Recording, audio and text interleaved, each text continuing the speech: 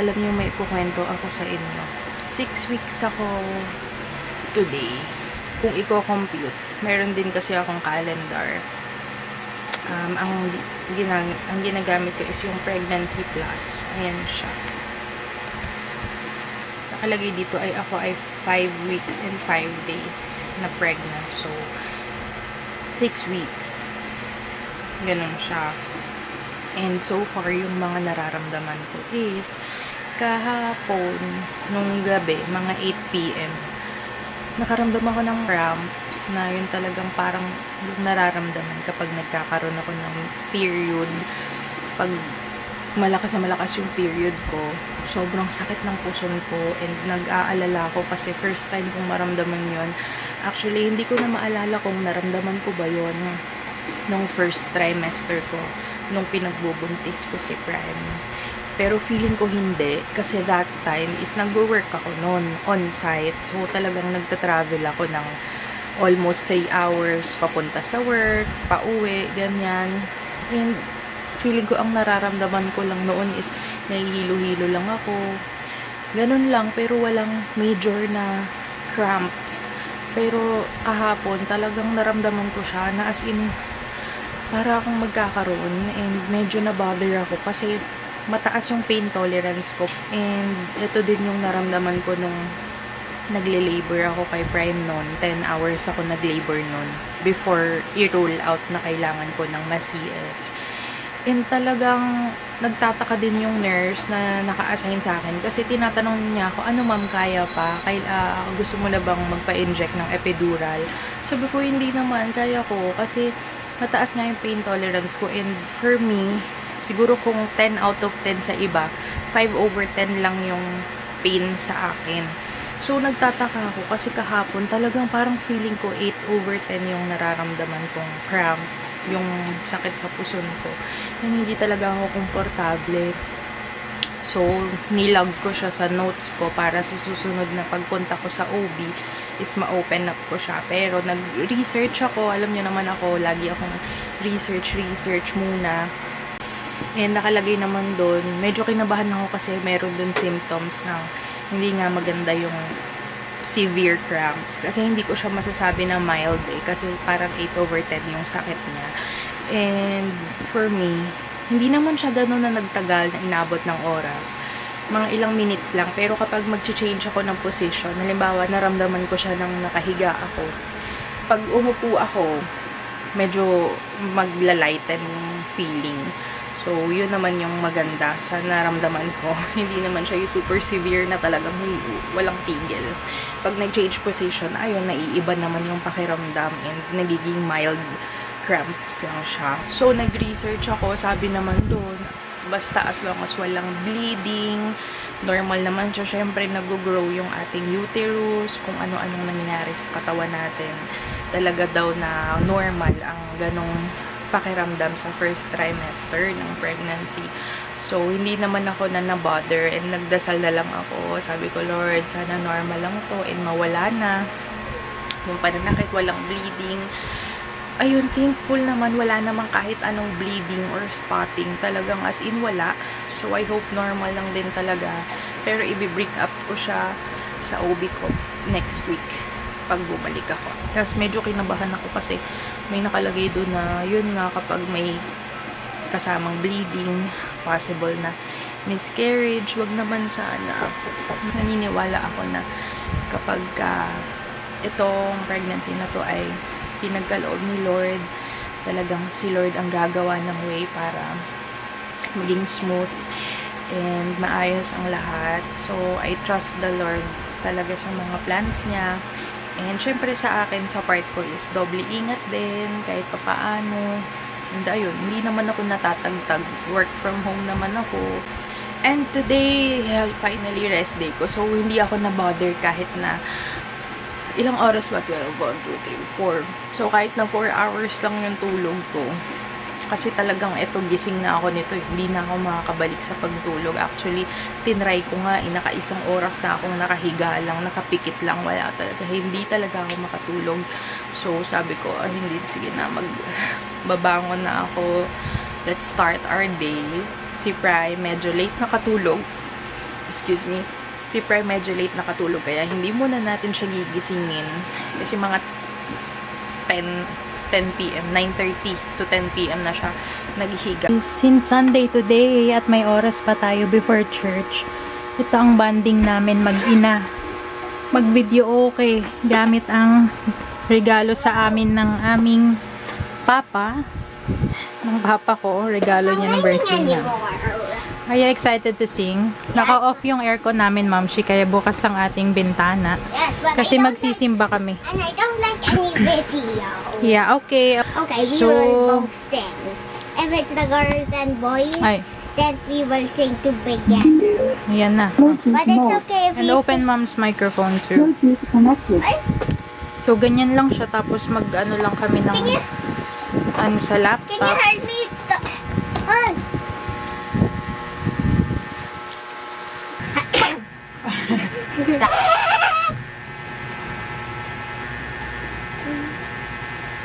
Ayusin na natin yung bed. Oh. Yan, dahan lang. Kasi nabigat eh. Here, yeah. Ah. I can't move it.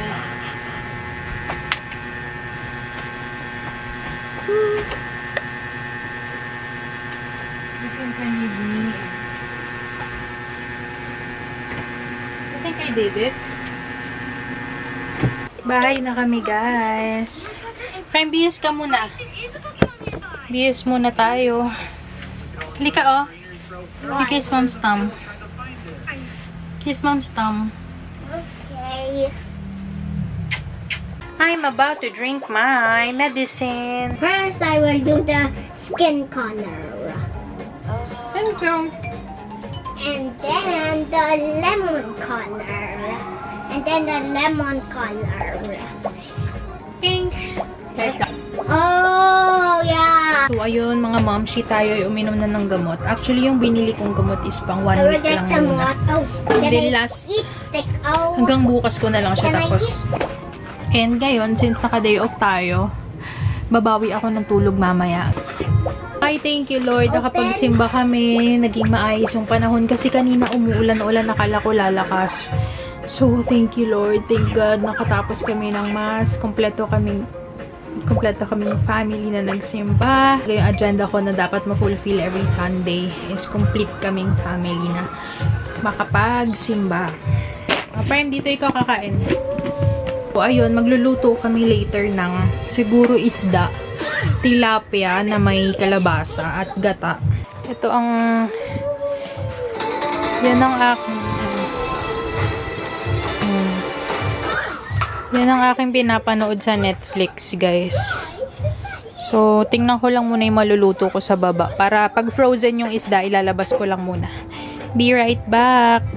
Hello, Mamshis! Alam niyo, simula nung ako ay nabuntis, talagang tinatamad akong kumain. Ito, tilapia. Ginataang tilapia. Hindi to yung ulam namin ni Prime. Hati kami dito, guys. So, yan. Kain tayo, Mamshis. Meron tayong prutas, as usual, orange and peras. Kung mapapansin nyo, ako ay parang groggy na. Ewan ko, parang nahihilot. Inaantok ako. Pinipigilan ko talaga yung antok ko. Kumakain lang kami ni Prime. And, uminom kasi ako ng aking gamot. And I eat the water. Yeah, pampakapit and vitamins, which is ito ang side effect. After 1 hour, napansin ko na na-dissolve na yung gamot sa katawan ko at nag-e-effect na ang side effect sa katawan ko, which is ito. Ayan o, para akong lutang.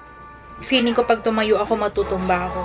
So, kaya ito rin yung reason kung bakit mas pinipili kong mag-lunch sa bed, mag-breakfast sa bed. Grabe, ayan o. Parang, ewan ko, wala ako sa wisyo. Hindi, yung ano ko, yung paningin ko blurry. Ngayon lang ako nakafeel ng ganito. Parang lasing ako na ewan. Ito yung effect ng aking gamot. Pag bumaba ako, baka matumba tayo.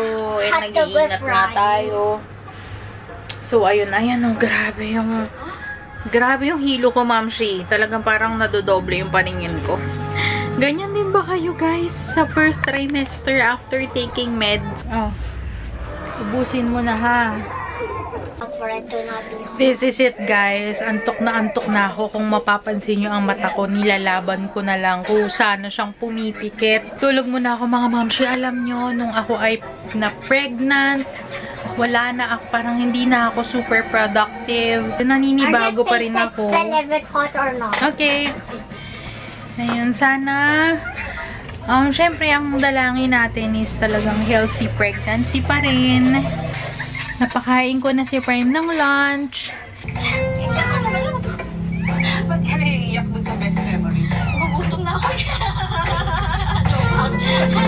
Hindi, kasi sometimes yung mga ganong memory. Should I turn off the camera?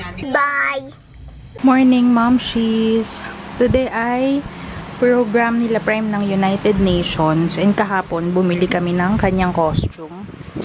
Ang kanyang bansa ay Dominica.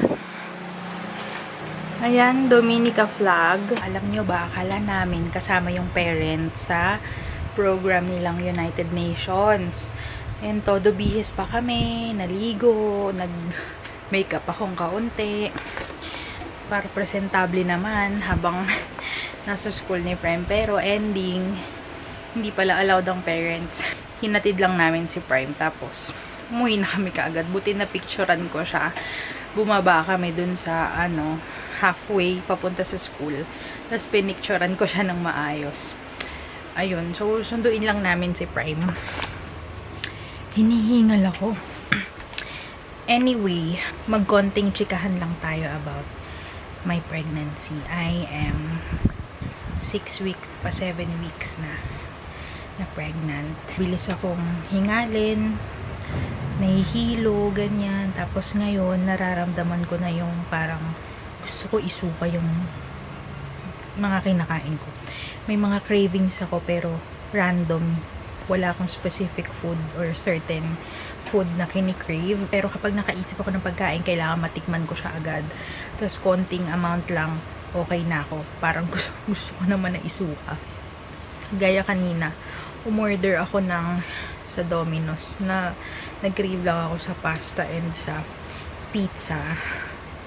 Tapos konting kain ko lang, hindi ko rin naman naubos. Ayun, parang gusto ko na isuka pero ma'am, sayang yung pera, sayang yung pagkain. So, i-keep lang natin. Talagang tinitiis ko lang yung aking pagsusuka na feeling for din nung kay Prime. Hindi naman ako literal na nagsusuka-suka. Feeling lang masusuka pero napipigilan naman. Inom lang akong tubig, ganyan.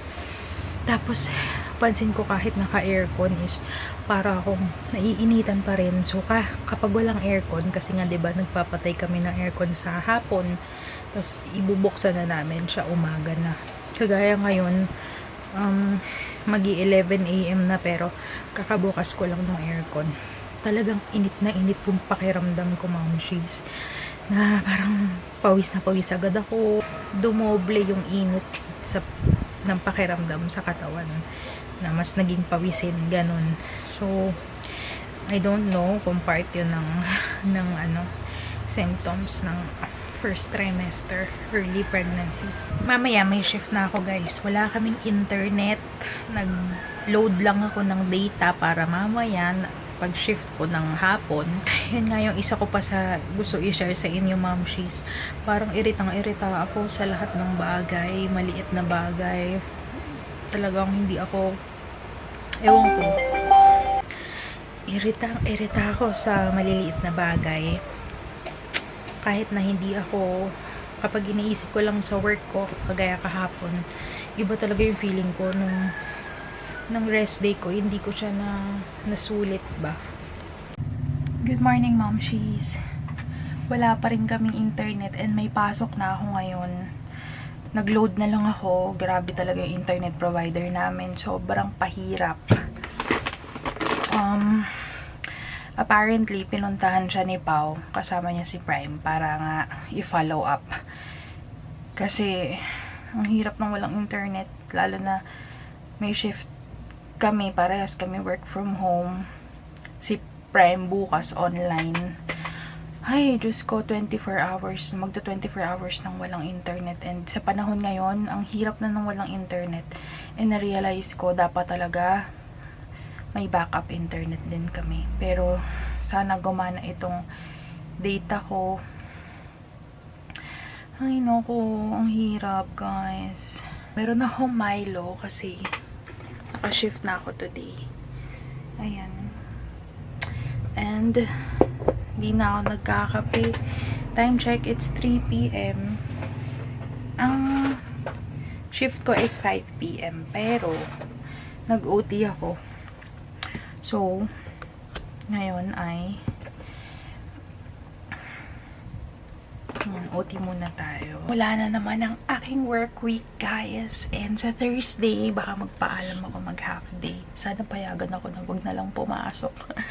Kasi meron kami nga attendance sa munisipyo na schedule for our, para kumuha kami ng marriage license.